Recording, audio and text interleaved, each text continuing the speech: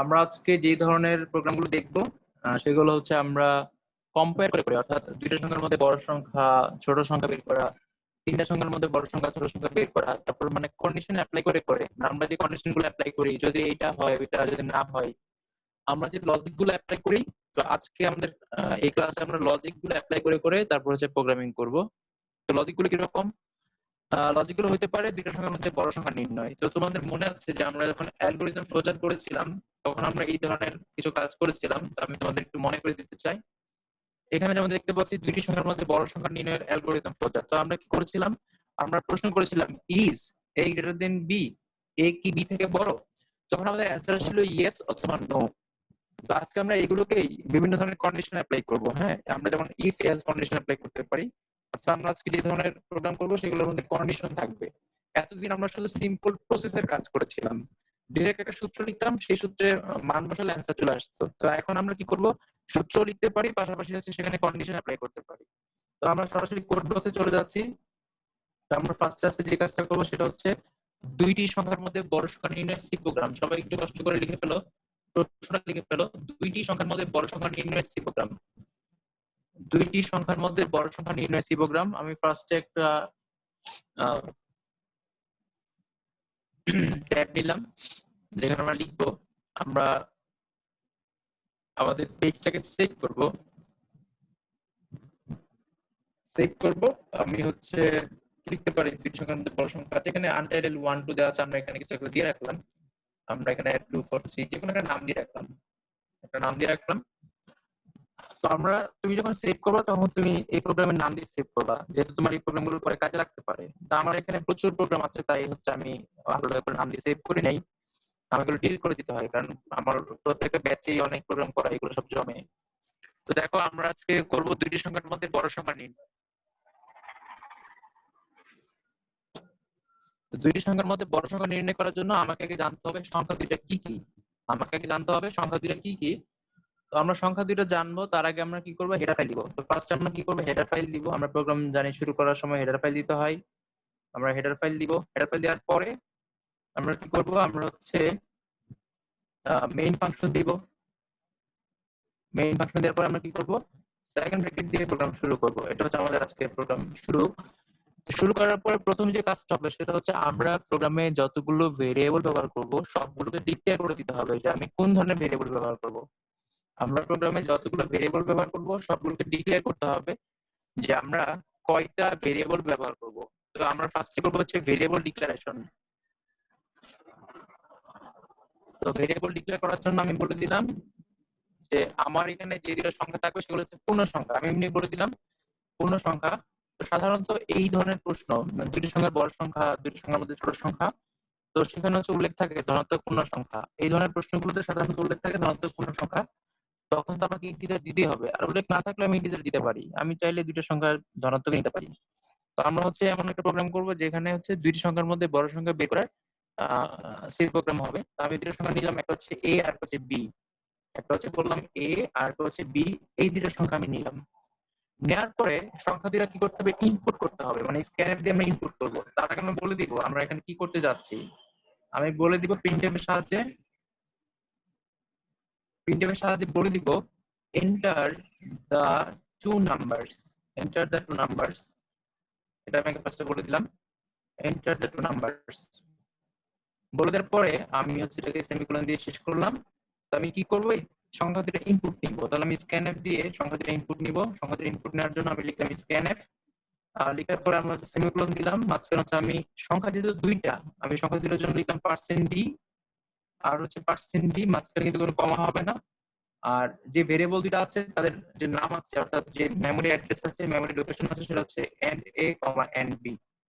আশা করি এইটুকু পর্যন্ত আমাদের কোনো সমস্যা নাই। এইটুকু পর্যন্ত আমরা গতদিন পর্যন্ত যে প্রোগ্রামগুলো করেছিলাম সেগুলোর মতোই। তো আমি আশা করবো যারা গত ক্লাসগুলো করে নাই তারা করবে, কারণ আমাদের প্রোগ্রাম কিন্তু আস্তে আস্তে জটিল হয়ে যাচ্ছে। আজকে থেকে দেখবো আস্তে আস্তে প্রোগ্রাম জটিল হয়ে যাবে। পিছনের প্রোগ্রামগুলো না পারলে এগুলো কঠিন হয়ে যাবে, পারলে কিন্তু কঠিন রাখা দরকার যায়। আর আরেকটা বিষয় হচ্ছে ইম্পর্টেন্ট বিষয়, তোমাদের যতগুলো পরীক্ষা হবে যতগুলো অ্যাসাইনমেন্ট হবে সবগুলো কিন্তু মার্কিং হচ্ছে, এটা খেয়াল করবা। তোমাদের লাস্টের যে মানে কম্পিটিশন হবে, একটা ফাইনাল কম্পিটিশন, সেখানে কিন্তু এই টোটাল অর্থাৎ আমরা যা যা অ্যাসাইনমেন্ট করেছি যতগুলো পরীক্ষা দিয়েছি সবগুলোর মার্কস কিন্তু একসাথে যোগ হবে। আমরা সবগুলো মিলে হয়তো 100 নম্বর একটা কম্পিটিশন ধরবো। যতগুলো পরীক্ষার সামনে হবে এবং যতগুলো অ্যাসাইনমেন্ট সবগুলোরই মার্কিং হচ্ছে। তো অবশ্যই তোমরা ক্লাসে অনেকে এখানে উপস্থিত থাকো না, পরে ক্লাসগুলো করো, তাতে সমস্যা নাই। কিন্তু ইম্পর্টেন্ট বিষয় হচ্ছে ক্লাসগুলো যখন যেটা বলা হয়, ক্লাসের পরে অ্যাসাইনমেন্ট বলা হয়, এক্সামের কথা বলা হয়, সেগুলো তোমরা একটু সিরিয়াসলি দিবা, ঠিক আছে? তো আমরা আজকে যেটা করব, আমরা হচ্ছে আজকে একটা পরীক্ষা ডেট দিব, আমাদের একটা পরীক্ষা ডেট দিব। তো একটা বড়সড় পরীক্ষা হবে, তো তোমাদের একটু টাইম দিব পরীক্ষার জন্য। আচ্ছা, একজন বলেছে আমার কথা কেটে আসছে, যদি আমার কথা কেউ ঠিক শুনতে পাও একটু মেসেজে লিখো। ঠিক শুনতে পেলে মেসেজ লিখো, তাহলে আমি বুঝবো যে হয়তো আমার এখানে ঠিক আছে। আর যদি শুনতে না পাও তাহলে বুঝবো হয়তো নেটওয়ার্কের সমস্যা হয়েছে। আচ্ছা, একটু লিখে দিও তোমরা যদি শুনতে না পাও, ঠিক আছে? তাহলে হয়তো আমি বুঝবো নেটওয়ার্কের সমস্যা, তাহলে আমি একটু টাইম দিব মাঝখানে। আচ্ছা, আরেকজনের কাছে কথা কেটে আসছে, হ্যাঁ, তাহলে হয়তো নেটওয়ার্কে সমস্যা হয়েছে। তাহলে আমরা একটু ওয়েট করে দেখি। আমরা এই মুহূর্তে একটু পড়ছি না, একটু ওয়েট করি, দেখি কি অবস্থা হয়। আমি একটু রেকর্ডিংটাকে, তো তোমরা হচ্ছে ওইভাবে করে প্রিপারেশন নিতে থাকো। অর্থাৎ যখন যেটা পড়বা সেটা হচ্ছে বুঝে শুনে সুন্দর করে পরীক্ষা টরীক্ষা দিয়ে নোট করে পড়বা, তাহলে ফিউচারের জন্য তোমার এগুলো সব জমা থাকলো। তো দেখো, আমাদের প্রোগ্রামে যেটা বলছিলাম সেটা হচ্ছে আমরা এখানে দুইটার সংখ্যা আগে ইনপুট নিলাম, সংখ্যা দুইটা ইনপুট নেওয়ার পর আমরা কি করব? কন্ডিশন চেক করব। কন্ডিশনটা কি হবে? কন্ডিশনটা হবে, হঠাৎ করে কি হলো নেটওয়ার্কের, বুঝতে পারলাম না।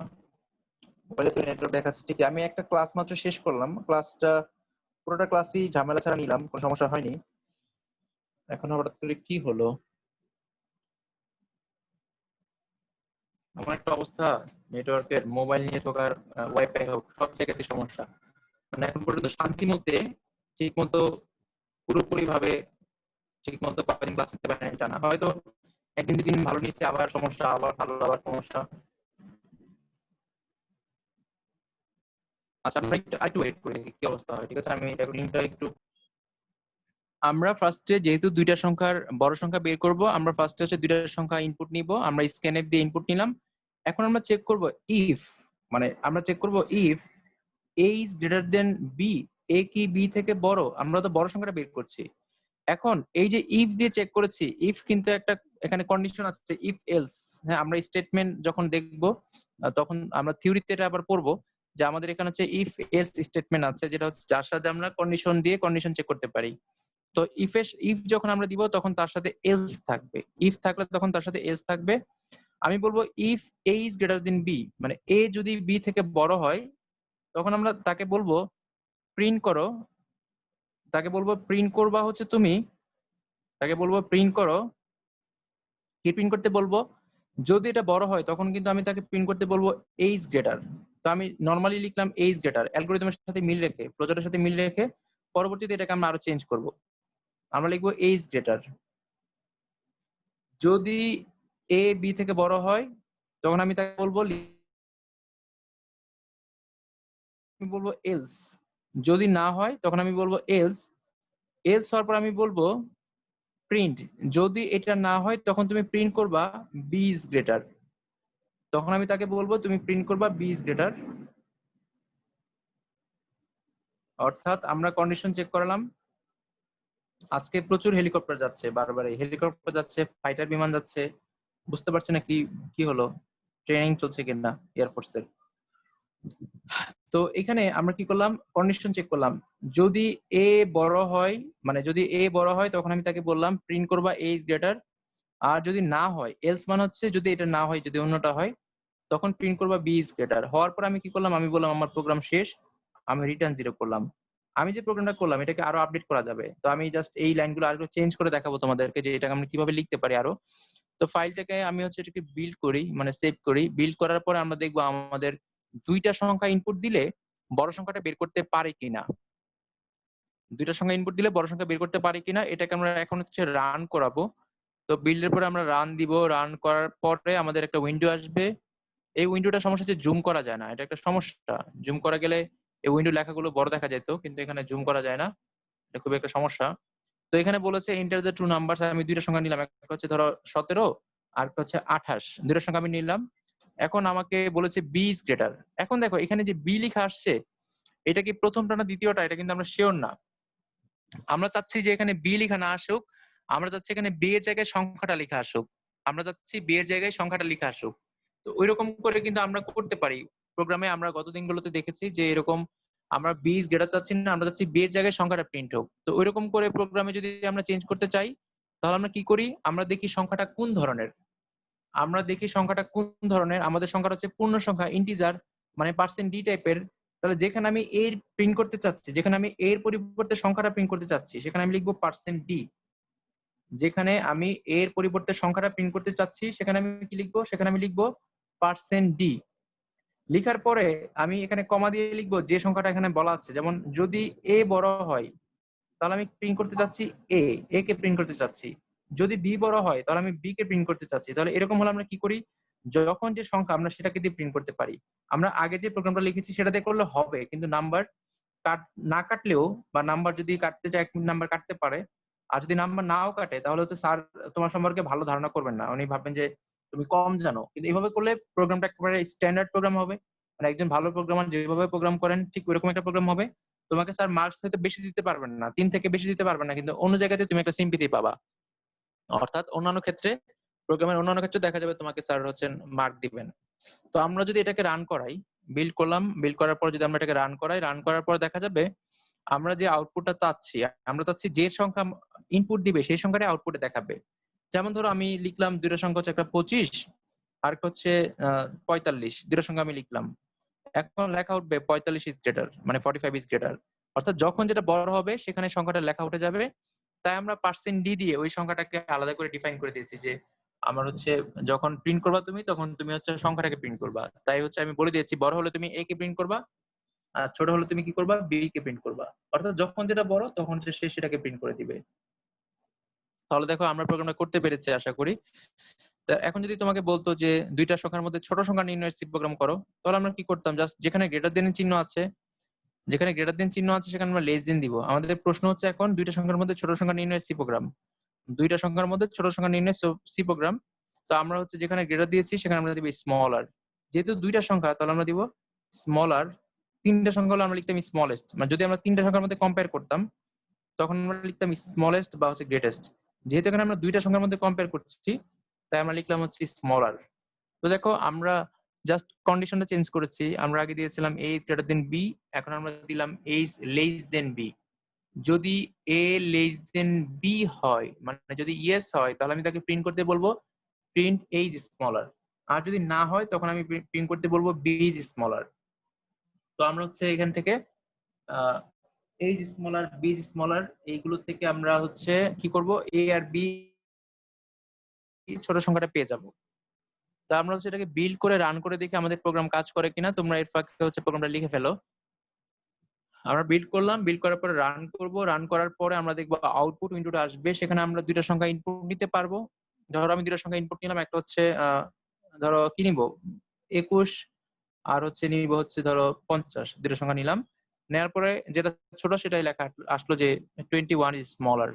ঠিক আছে, 21 ইজ স্মলার। আমি যদি লিখতাম দা স্মলার নাম্বার ইজ, তাতেও কিন্তু হইতো। আমি যদি লিখতাম দা স্মলার নাম্বার ইজ 21, তাতেও কিন্তু হইতো। অর্থাৎ যেখানে আমরা যে সংখ্যাটাকে প্রিন্ট করবো সেখানে পার্সেন্ট দিয়ে দিব। ধরো তুমি আমাদের এই প্রোগ্রামে তুমি চাচ্ছ এই 21 ইজ স্মলার এভাবে না লিখে তুমি লিখতে চাচ্ছ যে দা স্মলার নাম্বার ইজ এত। ঠিক আছে, ধরো তুমি লিখতে চাচ্ছ দা স্মলার নাম্বার ইজ, মানে এটা তোমার ইচ্ছা মতো তুমি লিখতে পারবা। প্রিন্টএফ এর মধ্যে তুমি তোমার কথাগুলো ইচ্ছা মতো লিখতে পারবা। তো আমি লিখলাম দা স্মলার নাম্বার ইজ, লিখে আমি বললাম হচ্ছে পার্সেন্ট ডি। তাহলে আমার সংখ্যাটা কিন্তু প্রিন্ট হবে এই পার্সেন্ট ডি এর জায়গায়। মানে আমি যেখানে প্রিন্ট করতে চাচ্ছি সংখ্যাটাকে, সেখানে আমি লিখবো পার্সেন্ট ডি। তাহলে হচ্ছে আমি এখানে পার্সেন্ট ডি স্মলার লিখেছি, সংখ্যাটা প্রিন্ট হবে এখানে। আর এখানে পার্সেন্ট ডি দিয়েছি, সংখ্যাটা প্রিন্ট হবে এখানে। তাহলে আমি লিখলাম the smaller number is percent D, তারপরে সংখ্যাটা প্রিন্ট হবে এখানে, আর এই ক্ষেত্রে প্রিন্ট হবে ফার্স্টে। তো এইভাবে করে তুমি তোমার প্রোগ্রাম তুমি তোমার মতো করে সুন্দর করে প্রেজেন্ট করতে পারো। অর্থাৎ তুমি যত বেশি প্রোগ্রাম প্র্যাকটিস করবা, যত বেশি তুমি লিখবা শিখবা, তত তোমার প্রোগ্রামটা ভালো হবে। তো আমি এখানে এন্টার দ্য টু নাম্বার ধরো দিলাম, একটা হচ্ছে 20 আর একটা হচ্ছে 18। দেওয়ার পরে লেখা আসছে 18 ইজ স্মলার। যেহেতু আমরা পরেরটাতে শুরুতে দিয়েছিলাম, এখন যদি আমরা এখানে যদি প্রথমটাকে যদি আমরা ছোট দিতাম, মনে করো আমরা যদি হচ্ছে প্রথমটাকে ছোট দিতাম, তাহলে কিন্তু প্রিন্ট হতো এইটা দা স্মলার নাম্বার ইজ। তো আমরা প্রথমটাকে ছোট দিয়ে দেখি প্রিন্ট করে কি হয়। আমরা হচ্ছে প্রিন্ট করছি, প্রিন্ট করার পরে তোমাদের একটু শেয়ার করি। তো এখন আমরা এন্টার দ্য টু নাম্বার, ধরো আমি দিলাম ফার্স্ট হচ্ছে 10 দিলাম, আরেকটা দিলাম হচ্ছে 25, দুটো সংখ্যা দিলাম। তাহলে এখানে লেখা হচ্ছে দ্য স্মলার নাম্বার ইজ 10। তাহলে তুমি যেভাবে প্রিন্টএফ এর মধ্যে প্রেজেন্ট করতে চাও ঠিক সেভাবেই কিন্তু আউটপুটে দেখাবে। তো এখানে আমরা দেখেছি দ্য স্মলার নাম্বার ইজ 10 এভাবে করে। তো এখানে আমাদের এসেছে দেখো দ্য স্মলার নাম্বার ইজ এত। ঠিক আছে, তো আশা করি এটা বুঝতে পেরেছো। আমরা এই যে প্রোগ্রামটা শিখলাম এখানে আমরা ইফ এলস স্টেটমেন্ট ইউজ করেছি, আমরা ইউজ করেছি ইফ এলস স্টেটমেন্ট। এরকম বিভিন্ন ধরনের কন্ডিশন আমরা হচ্ছে প্রোগ্রামের মধ্যে অ্যাড করতে পারি। তো আমরা সি প্রোগ্রামের মধ্যে যে বেসিক ক্লাসটা ছিল সেখানে আমরা সি প্রোগ্রাম সম্পর্কে অনেক কিছু জেনেছিলাম। তো আমরা হচ্ছে এই স্টেটমেন্ট গুলো একটু একবার দেখে নেই, চোখ বুলিয়ে নেই, তাহলে আমাদের জন্য ভালো হবে। আমরা এগুলো দেখেছিলাম।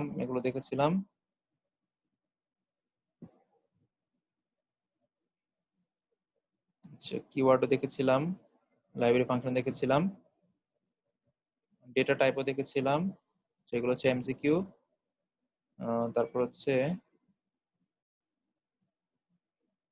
আচ্ছা, এই যে এখানে আমরা আহ, দুই ধরনের কন্ডিশনাল স্টেটমেন্ট দেখব।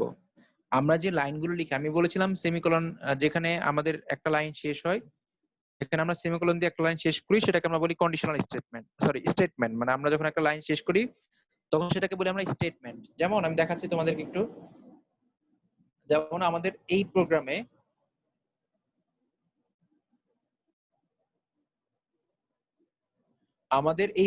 এই যে ইন্ট এ কমা বি, এখানে একটা লাইন শেষ হয়েছে সেমিকোলন দিয়ে, এটা একটা স্টেটমেন্ট। আবার প্রিন্টএফ দিয়ে একটা লাইন শেষ হয়েছে, এটা একটা স্টেটমেন্ট। ঠিক আছে, আবার স্ক্যানএফ দিয়ে একটা লাইন শেষ হয়েছে, এটা একটা স্টেটমেন্ট। কিন্তু ইফ এর এটা কিন্তু স্টেটমেন্ট না। এই সবটা অর্থাৎ ইফ থেকে শুরু করে এইটুকু পর্যন্ত একটা হচ্ছে স্টেটমেন্ট, আবার এলস থেকে শুরু করে এটা হচ্ছে একটা স্টেটমেন্ট। ঠিক আছে, এগুলো হচ্ছে একটা স্টেটমেন্ট, রিটার্ন জিরো একটা স্টেটমেন্ট। যেহেতু এখানে কন্ডিশন আছে, ইফ এর কন্ডিশন আছে, এখানে এলস এর কন্ডিশন আছে, তাহলে এইগুলো হচ্ছে কন্ডিশনাল স্টেটমেন্ট। যেখানে কন্ডিশন থাকবে সাথে, কন্ডিশন থাকলে তখন সেটা হবে কন্ডিশনাল স্টেটমেন্ট। আর আমরা দেখেছি যে উপরের গুলো হচ্ছে নর্মাল স্টেটমেন্ট, এগুলো হচ্ছে শুধু স্টেটমেন্ট, কন্ডিশনাল স্টেটমেন্ট না। মানে প্রিন্টএফ যেটা আছে সেটা হচ্ছে শুধু স্টেটমেন্ট। তো আমরা এখন কথা বলবো শুধু কন্ডিশনাল স্টেটমেন্ট নিয়ে। যত ধরনের কন্ডিশনাল স্টেটমেন্ট আছে সেটাকে আমরা দুইটা ক্যাটাগরিতে ভাগ করি। একটা হচ্ছে কন্ডিশনাল কন্ট্রোল স্টেটমেন্ট, আর একটা হচ্ছে লুপ কন্ট্রোল স্টেটমেন্ট। কি কি? একটা হচ্ছে কন্ডিশনাল কন্ট্রোল স্টেটমেন্ট, আর একটা হচ্ছে লুপ কন্ট্রোল স্টেটমেন্ট। এই কন্ডিশনাল কন্ট্রোল স্টেটমেন্ট গুলো কি কি আছে আমরা একটু দেখি। তো এই কন্ডিশনাল যে কন্ট্রোল স্টেটমেন্ট আছে সেগুলোর মধ্যে আছে if, if else, else if, switch. কি কি আছে? If, if else, else if, switch. If, else if, আর ইফ এলস আর সুইচ। এই চারটা হচ্ছে কন্ডিশনাল স্টেটমেন্ট। তো সবাই একটু লিখে নিবা এটা তাড়াতাড়ি করে, যে কন্ডিশনাল স্টেটমেন্ট গুলো হচ্ছে if, if else, else if, switch. আমরা সামনে যেগুলোর ব্যবহার আমাদের দরকার হবে সেগুলো আমরা সবগুলোই দেখবো ইনশাল্লাহ। তো আপাতত তোমরা একটু লিখে রাখো কন্ডিশনাল স্টেটমেন্ট গুলো। তো এখানে কন্ডিশনাল কন্ট্রোল স্টেটমেন্ট হচ্ছে if, if else, else if, আর হচ্ছে সুইচ। তো এটা ছিল হচ্ছে কন্ডিশনাল কন্ট্রোল স্টেটমেন্ট। আরেকটা হচ্ছে কি? Loop statement. আরেকটা হচ্ছে লুপ স্টেটমেন্ট। আমরা একটু লুপ স্টেটমেন্ট গুলো দেখবো। তো তোমরা আশা করি লিখে নিয়েছো if, if else, else if আর সুইচ হচ্ছে কন্ডিশনাল কন্ট্রোল স্টেটমেন্ট। লিখতে না পারলে ভিডিওটা পরে আবার দেখার সময় লিখে নিবা। আর যেগুলো আছে লুপ কন্ট্রোল স্টেটমেন্ট সেগুলো হচ্ছে for, while, do while, continue, go to. তো এগুলো হয়তো আমরা যেগুলো দরকার হবে সেগুলো আমরা দেখবো, ফর দেখবো, হোয়াইল দেখবো, ডু হোয়াইল দেখবো। এগুলো ডু হোয়াইল দিয়ে পরীক্ষার প্রশ্ন আসে। আমরা এগুলো সামনের ক্লাসগুলোতে ইনশাল্লাহ আমরা পড়বো। হয়তো পরের ক্লাসে আমাদের ডু হোয়াইল, হোয়াইলের কাজ চলে আসবে। ঠিক আছে, তো এইগুলো হচ্ছে কন্ট্রোল স্টেটমেন্ট। তো কোনটার কাজ কি সেটা আমরা যখন ইউজ করবো প্রোগ্রামে তখন আমরা এটা ভালো বুঝতে পারবো। এখন আমি যতই তোমাকে বুঝাই, যতই থিওরি বলি, তোমার মাথার উপর দিয়ে যাবে, কিন্তু যখন এটা আমি প্রোগ্রামে অ্যাপ্লাই করে দেখাবো তখন তোমাকে আর বলা লাগবে না যে এটা হচ্ছে এইটার কাজ হচ্ছে এরকম, তখন তুমি নিজেই কাজটা ধরতে পারবা। তো এখানে লুপ কন্ট্রোল স্টেটমেন্ট গুলো একটু লিখে নিও, for, while, do while, continue, go to. তো আমরা এখন যেটা নিয়ে কথা বলছি ইফ এলস, সেটা হচ্ছে কি ছিল? Conditional control statement. তো আমরা হচ্ছে কন্ডিশনাল কন্ট্রোল স্টেটমেন্ট দিয়ে একটা কাজ করলাম। এখন আমরা আমাদের সি প্রোগ্রামে ব্যাক করব। ওইখানে গিয়ে আমরা আরো কিছু প্রোগ্রাম করব। আমরা যখন এই অ্যালগরিদম ফ্লোচার্ট করছিলাম, তোমাদের মনে আছে আরো অনেক ধরনের প্রোগ্রাম করেছিলাম। আমরা এখানে করেছি দুইটা সংখ্যার মধ্যে বড় সংখ্যা ছোট সংখ্যা। তো আমরা আমাদের অ্যালগরিদম ফ্লোচার্টে আমরা দুইটা সংখ্যার মধ্যে, মানে সরি, একটা সংখ্যা জোড় না বিজোড় সেটা বের করেছিলাম, একটা সংখ্যা ধনাত্মক কিনা সেটা বের করেছিলাম। তো আমরা যদি এই প্রোগ্রামটাকে এখন করতে চাই যে একটা সংখ্যা ধনাত্মক কিনা, অর্থাৎ একটা সংখ্যা পজিটিভ কিনা, মানে আমরা এই প্রোগ্রামটাকে এখন যেটা করবো সেটা হচ্ছে একটা সংখ্যা পজিটিভ কিনা। তো একটা সংখ্যা পজিটিভ কিনা করার জন্য আমরা কি করবো? আমরা একটা সংখ্যা ইনপুট নিব। আমরা কি করবো? একটা সংখ্যা ইনপুট নিব, নেওয়ার পর আমরা কন্ডিশন চেক করব, তাই তো? একটা সংখ্যা ইনপুট নিব, তারপর হচ্ছে কন্ডিশন চেক করব। তো এখন আমরা যদি এই প্রোগ্রামে এডিট করতে চাই, তাহলে আমি ফার্স্টে কি করব? একটা সংখ্যা নিব। প্রশ্নটা সবাই একটু লিখে নাও। প্রশ্নটা হচ্ছে একটি সংখ্যা পজিটিভ কিনা, অর্থাৎ একটি সংখ্যা ধনাত্মক কিনা। দেখো তুমি একটা জিনিস তোমরা যদি না জেনে থাকো, সেটা হচ্ছে সি প্রোগ্রামে কমেন্ট করা যায়। যেমন এখানে আমি ডাবল ফরওয়ার্ড স্ল্যাশ দিয়েছি। তো কমেন্ট করলে যে কোনো লেখা হচ্ছে প্রোগ্রামে এটা ইফেক্ট ফেলবে না, অর্থাৎ এটা হচ্ছে প্রোগ্রামে আউটপুট আকারে দেখাবে না, কিন্তু এটা লেখাটা থেকে যাবে। ধরো তুমি যখন প্রোগ্রাম করো, তখন প্রোগ্রামের ভিতরে তুমি কিছু নোট লিখে রাখতে চাও। ধরো তুমি লিখে রাখতে চাও পজিটিভ নাম্বার, পজিটিভ নাম্বারের সি প্রোগ্রাম। এগুলো আমাদের পরীক্ষা দিতে হবে না, জাস্ট তুমি তোমার প্রোগ্রামে লিখে রাখবা পজিটিভ POSIT পজিটিভ নাম্বার, অর্থাৎ তুমি সি প্রোগ্রাম করছো পজিটিভ নাম্বারের, ঠিক আছে? তো তুমি জাস্ট লিখে রাখলা। এইটা তোমার এখানে ইফেক্ট ফেলবে না, অর্থাৎ এটা হচ্ছে তোমার কিসে থাকবে? এটা হচ্ছে তোমার কমেন্ট আকারে থাকবে। তো এটা হচ্ছে প্রোগ্রামের ডকুমেন্টেশন অংশ। আমরা ফেলি ডকুমেন্টেশন হচ্ছে যদি তোমার কোনো প্রয়োজনীয় অংশ তুমি কিছু লিখে রাখতে চাও, কোনো কমেন্ট এড করতে চাও, তাহলে তুমি কমেন্ট করতে পারবা। তো ধরো তুমি তোমার প্রোগ্রামে যে কোনো জায়গাতে যদি তোমার মনে হয় যে এখানে লিখে রাখবা, এখানে ডাবল স্ল্যাশ দিলেই হবে, কমেন্ট হয়ে যাবে। এখানে ডাবল স্ল্যাশে তুমি যা খুশি লিখতে চাও, তাতে তোমার প্রোগ্রামের উপর কোনো ধরনের সে ইফেক্ট ফেলবে না, অর্থাৎ এটা তোমার কি থাকবে? আবছা হয়ে থেকে যাবে। তো দেখো যেটা বলছিলাম, আমরা হচ্ছে একটি সংখ্যা পজিটিভ কিনা, মানে একটা সংখ্যা ধনাত্মক কিনা সেটা বের করছি। তাহলে আমরা একটা সংখ্যা নিলাম এ, নেওয়ার পরে আমি হচ্ছে বললাম এন্টার দ্য নাম্বার।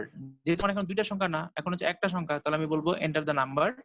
তো আমি নাম্বারটা এন্টার করব, তাহলে আমার ইনপুট নেওয়ার জন্য আমি পার্সেন্ট দিয়ে দিব একটা, যেহেতু আমার সংখ্যা একটা, পার্সেন্ট দিয়ে দিব একটা। যেহেতু ভেরিয়েবল নাম এ, তাহলে আমি দিব এন্ড এ। তাহলে আমার কি হয়ে গেল? ইনপুট নেওয়া শেষ। তাহলে একটা সংখ্যা ধনাত্মক কিনা, তো ধনাত্মক কিনা সেটা বোঝার জন্য আমরা যে সূত্র পড়েছিলাম তোমাদের মনে আছে, দেখতে হবে সংখ্যাটা জিরো থেকে বড় কিনা, দেখতে হবে সংখ্যাটা জিরো থেকে বড় কিনা। যদি জিরো থেকে বড় হয় তাহলে সেটা পজিটিভ। তাহলে আমরা এখানে প্রিন্টে কি লিখবো? প্রিন্ট লিখবো এ ইজ পজিটিভ, তাই তো? প্রিন্টে আমি লিখবো এ ইজ পজিটিভ, প্রিন্টে আমি লিখবো এ ইজ পজিটিভ, প্রিন্টে লিখবো কি এ ইজ পজিটিভ। এখন আমি এর জায়গায় সংখ্যাটাকে প্রিন্ট করতে চাচ্ছি, তাহলে আমি লিখবো পার্সেন্টেজ পজিটিভ।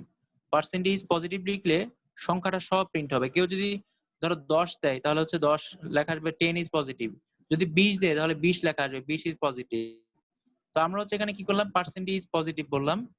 আর যদি না হয়, তখন আমি বলবো হচ্ছে percentage is negative. Percentage is negative, অর্থাৎ সংখ্যাটা হচ্ছে পজিটিভ না নেগেটিভ, NEGATIV নেগেটিভ। তো এইভাবে করে আমরা হচ্ছে এখানে তো বি নাই, আমাদের তো একটাই সংখ্যা, অর্থাৎ সবসময় আমি এই প্রিন্ট করব। তাহলে আমি যদি দেখি যে আমাদের কন্ডিশন জিরো, অর্থাৎ এর মান যদি জিরোর থেকে বড় হয় তাহলে সেটা পজিটিভ, আর যদি জিরো থেকে বড় না হয় তাহলে আমরা বলবো সংখ্যাটা নেগেটিভ। এখন আমরা যদি এটাকে রান করাই, রান করালে হচ্ছে আমরা দেখবো প্রোগ্রামটা কিরকম আসবে। এটাকে আমরা আরো মডিফাই করতে পারবো। আপাতত আমরা রান করে দেখি আমাদের প্রোগ্রামটা কাজ করে কিনা। আমি বিল্ড করলাম, তারপর আমরা রান করব। বিল্ডের পর আমরা রান করব, রান করা হচ্ছে দেখবো যে একটা সংখ্যা নিয়ে সেটা পজিটিভ কিনা। ধরো আমি সংখ্যাটা দিব হচ্ছে তোমাদেরকে আউটপুট উইন্ডোটা শেয়ার করছি।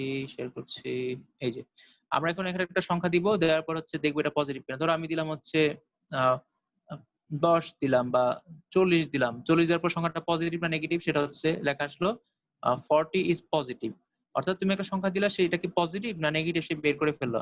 এখন আমরা তো পজিটিভ সংখ্যা দিয়েছি, এখন আমাদের প্রোগ্রাম নেগেটিভ সংখ্যার কাজ করতে পারবে কিনা, অর্থাৎ নেগেটিভ সংখ্যা বের করতে পারবে কিনা সেটা আমরা একটু চেক করে দেখতে পারি। আমাদের এই সংখ্যাটা নেগেটিভ সংখ্যা বের করতে পারে কিনা, মানে আমাদের প্রোগ্রামটা নেগেটিভ সংখ্যা বের করতে পারে কিনা সেটা আমরা একটু চেক করে দেখি। আমরা এটাকে আবার রান করে দেখি নেগেটিভ সংখ্যা কাজ করে কিনা। তো কাজ করে কিনা তাহলে আমরা দেখবো। আমরা ধরো একটা নেগেটিভ সংখ্যা দিলাম -5। তো -5 দেওয়ার পরে সে কিন্তু কাজ করেছে, লেখা এসেছে -5 ইজ নেগেটিভ। -5 হচ্ছে নেগেটিভ, সে কিন্তু নেগেটিভ বলেছে। অর্থাৎ আমি এখানে -5 দিয়েছি, প্রিন্ট হওয়ার সময় কিন্তু আমার ওই সংখ্যাটাই প্রিন্ট হয়েছে। তাহলে এখানে আমাদের প্রোগ্রামটা দেখতে পাচ্ছি লেখা আসছে -5 ইজ নেগেটিভ। তার মানে আমাদের আউটপুট ঠিক আছে, আমাদের প্রোগ্রাম যেটা করেছি সে পজিটিভ সংখ্যা বা নেগেটিভ সংখ্যা এটা বের করতে সক্ষম। অর্থাৎ আমাদের প্রোগ্রাম পজিটিভ বা নেগেটিভ বের করতে সক্ষম। তো আশা করি তোমরা বুঝতে পেরেছো একটা সংখ্যা পজিটিভ না নেগেটিভ সেটা আমরা কিভাবে বের করব। তো এরকম করে আমরা আরো প্রোগ্রাম করেছিলাম যে একটা সংখ্যা জোড় না বিজোড়, মানে একটা সংখ্যা কি ইভেন নাম্বার না অড নাম্বার, মানে একটা সংখ্যা জোড় না বিজোড় সেটা আমরা করেছিলাম।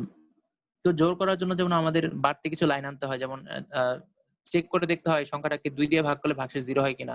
তোমরা যারা অ্যালগরিদম ফ্লোচার্ট করেছো ক্লাসগুলো ঠিকমতো, তাদের মনে থাকার কথা যে একটা সংখ্যা জোড় না বিজোড়। তো আমরা এখন হচ্ছে ইভেন নাম্বার অড নাম্বারের প্রোগ্রাম করব। তো তোমাদের প্রশ্নে লিখো খাতার মধ্যে যে একটা সংখ্যা জোড় না বিজোড় তার নির্ণয় সি প্রোগ্রাম। তো আমি লিখলাম even or odd number. Just তোমাদের প্রোগ্রামে তোমরা চাইলে এটা নোট করে রাখতে পারো। তো আমরা এখন দেখবো একটা সংখ্যা জোড় না বিজোড়। হ্যাঁ, একটা সংখ্যা জোড় না বিজোড়। তো একটা সংখ্যা জোড় না বিজোড় দেখার জন্য আমি একটা সংখ্যা নিলাম এ। আমি লিখলাম এন্টার দ্য নাম্বার, ঠিক আছে, আমি সংখ্যাটা ইনপুট নিলাম, এটাও ঠিক আছে। এখন জোর হতে গেলে কি হতে হয়, দেখতে হয় যে সংখ্যাটা আমি নিয়েছি সেটা 0 কিনা, 0 সমান হয় কিনা।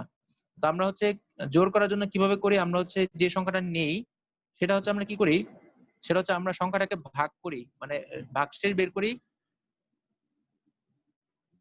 আমরা আমরা দেখি আমরা যে সংখ্যাটা নিয়েছি সেটাকে 2 দিয়ে ভাগ করলে ভাগশেষ 0 হয় কিনা। তো আমাদের এখানে আরটা হচ্ছে একটা ভেরিয়েবল, আমরা ধরলাম আর হচ্ছে একটা ভেরিয়েবল, এটা পূর্ণ সংখ্যা আসবে। এখন কোন একটা সংখ্যাকে যদি 2 দিয়ে ভাগ করা হয়, যদি ভাগশেষ 0 হয় তাহলে হচ্ছে সেটা জোড় সংখ্যা, যদি ভাগশেষ 0 হয় তাহলে হচ্ছে সেটা জোড় সংখ্যা, যদি ভাগশেষ 0 না হয় তাহলে হচ্ছে সেটা হচ্ছে জোড় সংখ্যা না বিজোড় সংখ্যা। তা আমি তাকে জিজ্ঞেস করবো যে আর, আমি ভাগ করার পর যে সংখ্যাটা আসছে আমি জিজ্ঞেস করবো আর কি 0 সমান।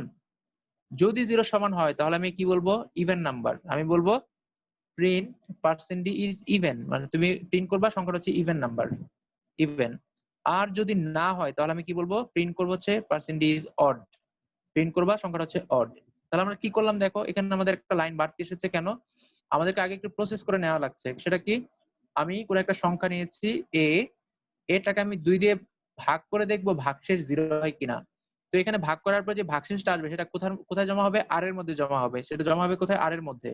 এখন আমরা কন্ডিশন চেক করবো যে আর এর মান কি 0 সমান।